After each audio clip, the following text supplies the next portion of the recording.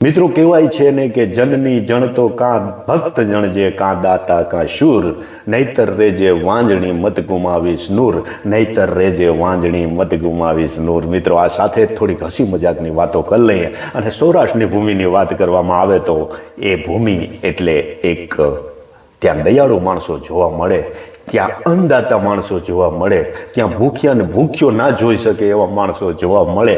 એ જોવા હોય તો તમારે સૌરાષ્ટ્રની ભૂમિ પર જવું પડે.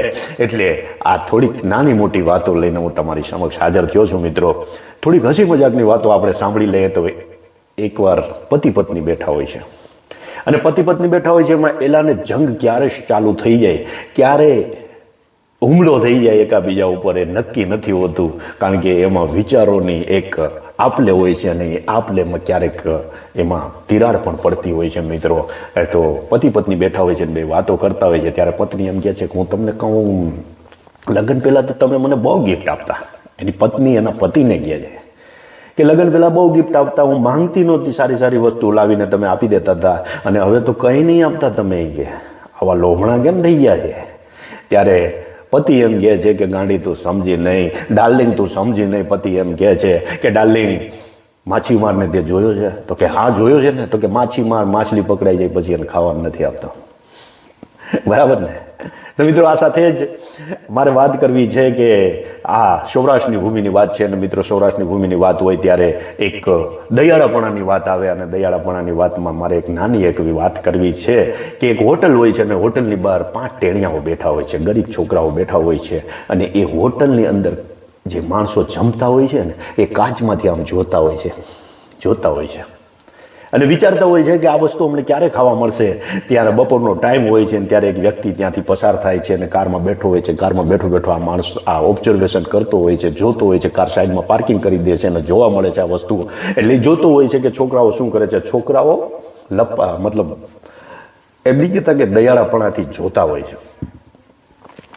ત્યારે એ વ્યક્તિ કારમાંથી નીચે ઉતરે છે અને નીચે ઉતરીને આવીને જોઈ છે કે આ છોકરાઓ નીચે આ વસ્તુ જોતા હોય છે. એટલે એ બધાને જમાડવાનો નિર્ણય કરી લે છે, અંદર લઈ જાય છે અને છોકરાઓને કહે છે તારે શું જમવું છે? તો એક છોકરો કે મારે મંચુરિયન ખાવું છે, બીજો છોકરો કે મારે પાઉંભાજી ખાવી છે, ત્રીજો છોકરો કે મારે પનીરની સબ્જી ખાવી છે, ચોથો છોકરો કે મારે આલુ પરાઠા ખાવા છે મિત્રો, અને પાંચમો છોકરો કે મારે ખીચડી સારી મજાની હોય એવી ખાવી છે. બધાને પોતાની ફેવરિટ વસ્તુ એ જમાડી દે છે. બધા ખુશ થઈ જાય છે, બધા છોકરાઓ ખુશ થઈ જાય છે. પછી એ એમ કહે છે કે બેટા આ બધાએ જમી લે છે, અને એમાંથી એક છોકરો હોય છે, એ છોકરો આના સામો જે વ્યક્તિ એને જમાડવા ભાઈ આવ્યા હોય છે એના સામો જોઈને હસતો હોય છે, એટલો બધો ખુશ હોય છે, એટલો બધો વધારે આનંદમાં હોય છે. એટલે આ ભાઈ એને પૂછી લે છે કે બેટા એટલો બધો તું ખુશ કેમ થઈ ગયો છે? મેં તો તારા એક ટાણાનું કામ કર્યું છે, એક ટાણાનું તને ખવડાવ્યું છે. તો ત્યારે એ છોકરો એમ કહે છે કે તમે ઉપરવાળા છો, તમે ઈશ્વર છો, તમે ભગવાન છો, તમે અલ્લાહ છો? ત્યારે છોકરો એવો પ્રશ્ન પૂછે છે. એટલે આ ભાઈ અંદરથી હલી જાય છે અને એમ કહે છે કે બેટા હું કોઈ ઉપરવાળો નથી, હું કોઈ ઈશ્વર નથી, હું કોઈ અલ્લાહ નથી, હું તો તારા જેવો સામાન્ય માણસ જ છું, પરંતુ મારી અંદર એક દયાની ભાવના છે, એટલે મેં તમને મદદ કરી, એક ટાઈમ તમને ખવડાવી દીધું, બાકીના ટાઈમ તો એ તમને ઉપરવાળો જ ખવડાવશે. એટલે કહેવાનો મતલબ એમ કે એને પ્રશ્ન પૂછી લે છે કે બેટા આવો પ્રશ્ન તે મને કેમ પૂછ્યો?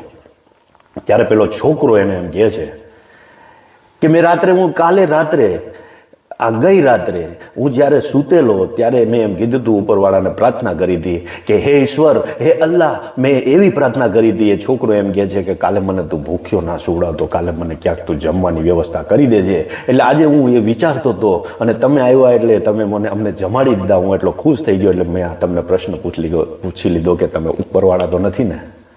દોસ્તો આ છોકરાની વાત છે. આ છોકરાએ આવું કીધેલું ત્યારે પેલો માણસ ખરેખર હસી પડ્યો અને એને એટલો બધો આનંદ થયો કે ઉપરવાળાએ મને જ આની સેવા કરવા માટે મોકલ્યો છે. મિત્રો કહેવાનો મતલબ એમ કે ઉપરવાળો ક્યાંક ને ક્યાંક વ્યવસ્થા કરી દે છે, ભૂખ્યા સુવડાવે છે અને કદાચ ભૂખ્યા ઉઠાડતો પણ નથી, ભૂખ્યા સુવડાવતો પણ નથી. ઉપરવાળાનો આ મતલબ કહેવાનો મતલબ એમ કે ક્યાંક ને ક્યાંક વ્યવસ્થા કરવાવાળો ઉપરવાળો છે.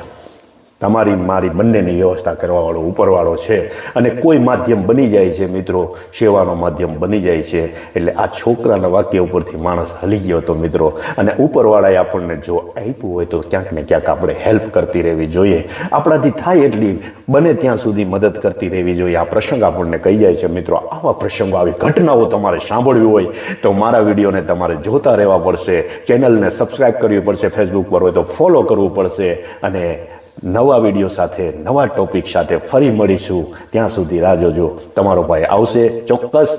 ત્યાં સુધી રાહ જોજો. ધન્યવાદ. Thank you very much.